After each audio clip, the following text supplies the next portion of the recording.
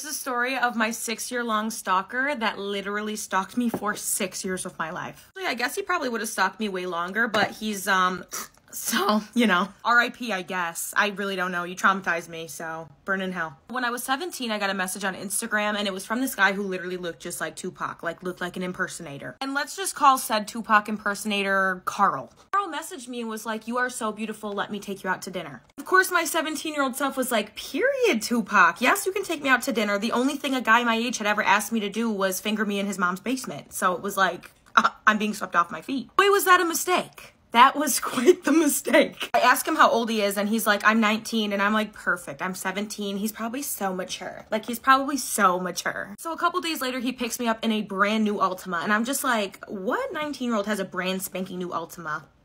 I don't know one. At this point, I was like, is Tupac alive?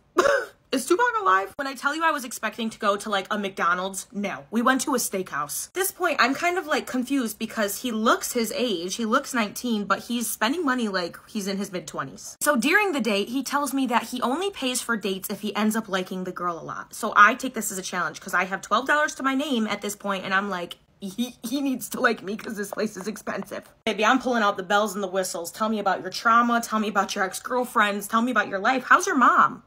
Everything I can think of. Hey babe, well, he liked me too much, all right? So he paid for the date, and then he proceeded to take me to Sonic, and we got the grossest milkshake I've ever tried in my entire life. We're waiting for that disgusting milkshake in the drive-thru. He starts telling me about the last date he went on with the last girl he went on a date with, and let's call her Maria. Start to realize that I go to school with Maria. I know who Maria is. Not only do I know who Maria is, but she's like in my inner group of friends. So like I hang out with her pretty frequently. After this like 3-hour-long date, he finally takes me home, and I'm like, oh my God, I have to ask Maria about Carl when I go to school tomorrow. Like, I need to know why he didn't pay for their date. What happened? She's so cool. Like, what happened? Next day at school, I go up to her at lunch, and I'm like, yo, you went on a date with Carl? And she's like, Carl? And I was like, yeah, Tupac Carl. Like, what about it? She's like, please tell me you didn't go on a date with him. And I'm like, yeah, I did. He took me to the steakhouse. She's like, well, on the day I found out that he was actually 24. At this point, I'm doing the math in my head. Like, how old would Tupac be right now? And obviously it's not 24, so we were good. Like, yeah, and I also found out that he has a girlfriend. After we were done with the date, the girlfriend reached out to me, and I was like, oh, awesome. So not only is he a creep, but he also has a girlfriend. Really not shit. Like,